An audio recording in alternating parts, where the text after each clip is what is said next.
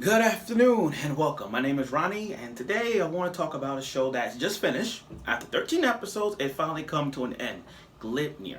Now, Gleipnir at first it was okay. The Gleipnir has its on and offs. It has its on and off parallel thing going on. And it was interesting, an interesting show.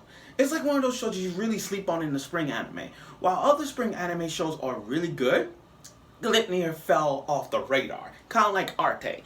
And Gleipnir was a show that was thought, it was horror, but it's not scary. Like it's not horror like Corpse Party or another, but it had the elements of like what you expect from a mascot Five Nights at Freddy's character, and it just scream popping out of you, and then just see. I get scared of Five Nights at Freddy's. It's one of those things. But Gleipnir was one of those times. And I like to do a review of Gleipnir. Let's get started. So, Gleipnir is about a guy named Shuichi. An average boy, just an average boy trying to make a living for his life, what his goal, what his career, all that stuff. And then shit comes piling down when he stumbles upon Claire. Yes, Claire. Now, Claire is younger than him. Okay, that's one. But now here's the thing about Claire. I can see why Claire is known for best girl of the spring. If we were to take the equation out of for like returning shows, we have to consider Claire as one of the best girls of the spring 2020. Like we have to consider that she's best girl 2020. The way how she moves, the way how she moves, the way how she strategist become, the way how she seduces Shuichi, it makes a lot of sense. But other than that, the whole purpose of this is about an alien crash down and he could transform to anything. Now, like I said, the storyline may become a little bit confusing, so bear with me if I put it out here. But apparently, there's 100 coins out there. And if you gather 100 coins, you get one free wish. You could wish for humanity, you could wish all things to be cure-wise, you could wish for this, you could wish for that. Your biggest wish ever. That's the key to it all. And that storyline behind it kind of got feeling of the Sekirei vibe. You know how Sekirei is, you're the last Sekirei standing, you get one free wish. And I feel that kind of way with this. The only difference is they use a coin, they get powers, and they use their powers to kill off other people to gather more coins. And the more coins you get, the more of a threat you get. The more coins you get, the bigger the risk. And that's how it is. Now, the first episode, it was kind of stretchy at times. Claire was in the burning building committing suicide because Claire really looking for her sister. And Shuichi, just living a normal life. But then when he saw Claire in the burning building, he's transformed to this Five Nights at Freddy's dog outfit, almost raped Claire for no reason, and he left. And then Claire's tricking him and seducing him the way to join forces. And this is where the two become one in this. You see, Shuichi, sorry, a little hot. So Shuichi made it transform to a dog outfit, and their first fight was against this girl who got kicks like nothing, and they fight in an abandoned warehouse. But Shuichi, he transformed to a Five Nights at Freddy mascot, but there's nothing there. He's a shell. He's just a shell. So Claire had to take off her clothes and become one. And it's disgusting. Just imagine being this person's body. Just imagine that. So when Claire slipped in, it was all slimy and gooey, but they two become one and they fight various different monsters to get the coins and the search for his sister. Now, here's the thing. The plot does change from time to time. It drops from time to time, then it rises up. And you gotta get this vibe like, okay, what's the point of the coins? What's the point of the... See, the plot changes from time to time, and you want to get to the main point, but sometimes it doesn't happen. So, Shuichi and Claire, they made forces. They joined forces with other people. Like, one could make a chain around them. One could transform into animal ears.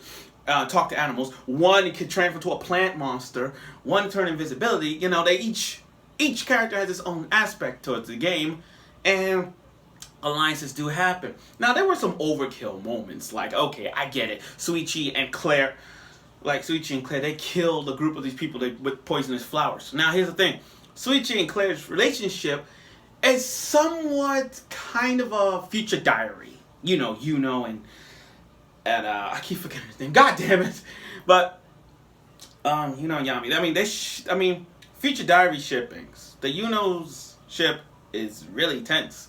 Like if we were to put we put Shuichi and Claire with the shipping and Future Diary. This shipping is like those two pair of shippings is so like entwined. Crazy, you got crazy, the crazy kind guy, the kind guy. You know what I mean? There's crazy in this. They both have the craziest girls. That's what it is. Now, aside from that, besides the fight scenes they show, which is epic, they had some good fight scenes. Like, for example, when the cat girl was naked and went into the body, they fought that big brolic monster that had two parts. And the last episode, when Claire and Shuichi become one, they fought sister, and that was intense. I love the combat scenes. So yeah, combat scenes were good. Another thing is the edginess. Like, okay, here's the deal. I understand it's edgy. I understand. But you have to take this under consideration. It's not as high level etchy as Shimamano Testament. It's not as high level etchiness as To Love Rule, Shimamano Testament, High School DxD. I get that. But this etchiness is kind of a low tier type thing. It's not like, oh my gosh. It's not like that. It's just them, it's just going naked, wearing these schemer outfits and they go inside the body. That's it. And yeah, they had a Yuri scene on the bed with that other girl and Claire, and they show hints like there's a little bit of a vibrator there, but still, it's not that big etchy. It's kind of a low tier etchy, so you don't get as much as you think.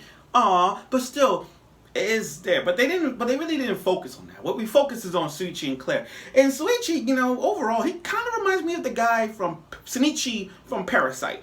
If you watch Parasite, see, he kind of like that. I mean, like, think about it. They both wear dorky glasses. They live a normal life. He got powers. They both got powers. And then after further episodes, they became cool. Like, Shuichi got a parasite, and then all of a sudden, after facing a lot of parasites, he got cool with his hair looking back and he's not wearing glasses. Shuichi, same thing. He's not wearing glasses, he's got the cool thing, and that's that. Even the last episode was really exciting because when he got on Claire and ripped the clothes, I'm like, he's gonna do it? Is he really gonna do this? But I'm like, and Claire's like, you can do whatever you want with me. And then he stepped back. And I'm like, you son of a bitch! You had it! Shinichi from Parasite got the girl and he banged her, but you can't bang Claire! You freaking had it! But the fight scene was really good. Now, the ending was not so much. It wasn't that. The ending for Gleipnir wasn't that much. Sure, the opening and closing were good and the combat scenes were good, but the ending itself wasn't that hype. And I see Gleipnir as one of those going to be those shows that's underrated because it's not as hype. It's not a hype show that's wanted to be talked about. Like, for example, if you want to talk about a spring anime show that came out, I'm pretty sure not as much people are going to recommend Gleipnir. You know what I mean? It's not that hype of a show. It's like one of those shows you want to sit down because you got nothing to watch, those kind of animes. And the way I see how this runs down right now, I don't think it's going to be a season 2 because, like, okay, the way how it ended so bad that you wanted to get a season 2. Average animes ended like 12 or 13 episodes, and then we recommended season 2 based off the fandom and the hype train of all, like, we need a season 2. I mean, like, we didn't get season 2 of High School to Dead. We didn't get a season 2 of Dead Man Wonderland. But when we look at Gleipnir overall and ask ourselves, is this show really going to get a season 2? Possibly 60-40, which is 40% chance of it, 60% not so much. That's what I feel. So is Gleipnir a good show to watch? Maybe. But it will leave you confused and all of the plot changes. Like, you get confused. The plot changes every now and then, so you really got to pay attention to details. But Gleipnir is a good average show. I'm not saying it's great. I'm not saying it's a great anime, but it's kind of good. Like, I'll say C tier at best. A 6.5 out of 10. I mean, great new, but it has some elements. It has some key parts of it. So thank you for watching for my anime review of Gleipnir. And let's not forget, summer, rest assure you, I'm doing a review of Rent-A-Girlfriend. Now, I'm reading the manga, so I already know what I'm expecting this.